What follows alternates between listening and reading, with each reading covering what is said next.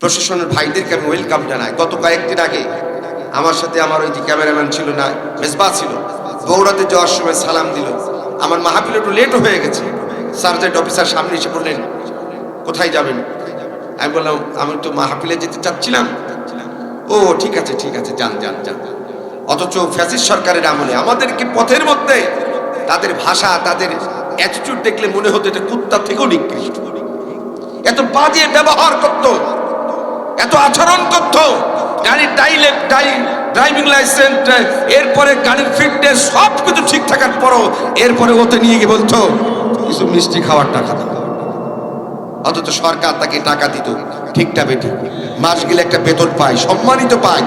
তারা রাষ্ট্রের সবথেকে গুরুত্বপূর্ণ দায়িত্ব আমানত তাদের হাতে তুলে দিয়েছে। এরপরেও যারা শুধু পুলিশ প্রশাসন নাই, এরপরেও যারা একটি নির্দিষ্ট জায়গায় চাকরি করার পরে অসৎ পয়সা ইনকাম করে, আমি মনে করি এই সুদ খদ্দের জন্য আল্লাহ জাহান্নাম, এই ঘুষ খদ্দের জন্য আল্লাহ জাহান্নাম অবধারিত। কথা বলে ঠিক কি?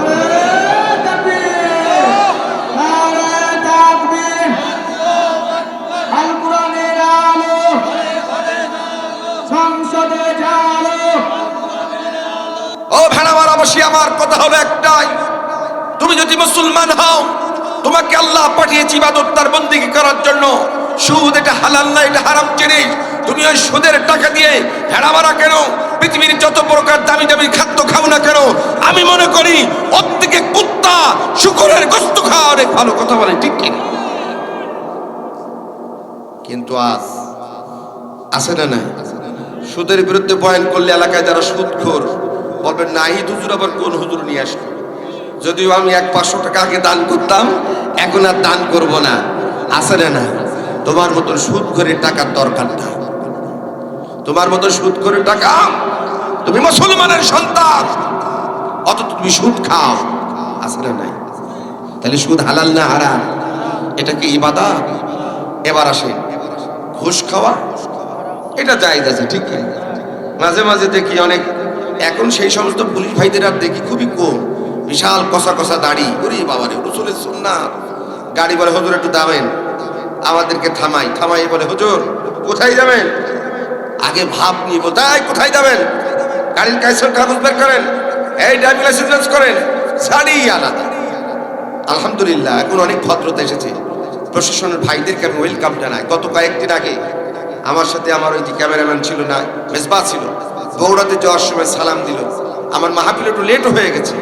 সার্জেন্ট অফিসার সামনে এসে বললেন, কোথায় যাবেন? আমি বললাম, আমি তো মাহফিলে যেতে চাচ্ছিলাম। ও ঠিক আছে ঠিক আছে, যান যান যান। অথচ ফ্যাসিস্ট সরকারের আমলে আমাদেরকে পথের মধ্যে তাদের ভাষা, তাদের অ্যাটিটিউড দেখলে মনে হতো এটা কুত্তার থেকেও নিকৃষ্ট। এত বাজে ব্যবহার করত, এত আচরণ করত। গাড়ির ড্রাইভিং লাইসেন্স, এরপরে গাড়ির ফিটনেস সব কিছু ঠিক থাকার পরও এরপরে ওতে নিয়ে গিয়ে বলতো কিছু মিষ্টি খাওয়ার টাকা দাও। অথচ সরকার তাকে টাকা দিত ঠিকটা বেঠিক, মাস গেলে একটা বেতন পায়, সম্মানিত পায়। তারা রাষ্ট্রের সবথেকে গুরুত্বপূর্ণ দায়িত্ব আমানত তাদের হাতে তুলে দিয়েছে। এরপরেও যারা শুধু পুলিশ প্রশাসন নাই, এরপরেও যারা একটি নির্দিষ্ট জায়গায় চাকরি করার পরে অসৎ পয়সা ইনকাম করে, আমি মনে করি এই সুদ খদ্দের জন্য আল্লাহ জাহান্নাম, এই ঘুষ খদ্দের জন্য আল্লাহ জাহান্নাম অবধারিত। কথা বলে ঠিক কি?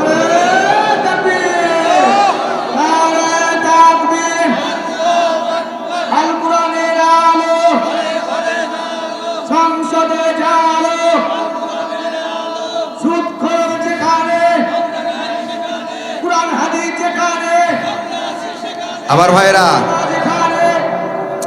আপনি কি কষ্ট পাচ্ছেন? আমি কিন্তু ওয়াজ করছি না, যা সমাজে ঘটে যাওয়া, এই সমাজে কিছু ঘটে যাওয়া জিনিসের কথা আমি বলছি। কি হবে নামাজ পড়ে, কি হবে রোজা রেখে, যদি নামাজ পড়ে আপনি সুদ ছাড়তে পারেন না, নামাজ পড়ে যদি আপনি ঘুষ খাওয়া ছাড়তে পারেন না, ওই ইবাদত করার থেকে আমি মনে করি ঘরের মধ্যে শুয়ে থাকা অনেক ভালো। আর অনেকে বলে, নামাজ পড়ে তো অন্তত তুমি হারাম কাজ করবা, যেই কাজ আল্লাহ নিষেধ করেছে। একটা জিনিস মনে রাখবেন, আজকে গত কয়েকদিন আগে আমাদের একটা প্রোগ্রাম হয়েছিল, কিনা আমরা অনেকে গিয়েছিলাম। এই পৃথিবীতে ইবাদত কবুল হওয়ার মূল শর্ত হলো হালাল রিজিক। বলেন কি বলেন? আপনি যত বড় হাজি হন, আলেম হন, যত বড় ব্যক্তি হন না কেন, হারাম জিনিস খেয়ে আপনি কাবার গ্লাভ ধরে সারা রাত যদি কাঁদেন, সারা রাত যদি তাহাজ্জুদের নামাজ পড়েন, আল্লাহর কসম কোনদিন আল্লাহ জান্নাত আপনার কপালে জুটবে না। ইবাদত কবুল হওয়ার মূল শর্ত হলো হালাল রিজিক। জোরে বলেন কি জিনিস? একটু জোরে বলেন না কেন, কি জিনিস? হালাল। হালাল। তাহলে সুদ, ঘুষ এগুলো ইবাদত। একটু কথা বলেন না কেন, ইবাদত? রাগ করছে। তাহলে ইবাদত কি? আরো অনেক আছে, ওদিকে যেতে চাই না, স্বল্প সময়। ইবাদত বলতে আমাদের দেশের মানুষ আমরা বুঝি নামাজ, রোজা, হজ, যাকাত, পিতামাতার খেদমত, আরো অসংখ্য ইবাদত আছে না?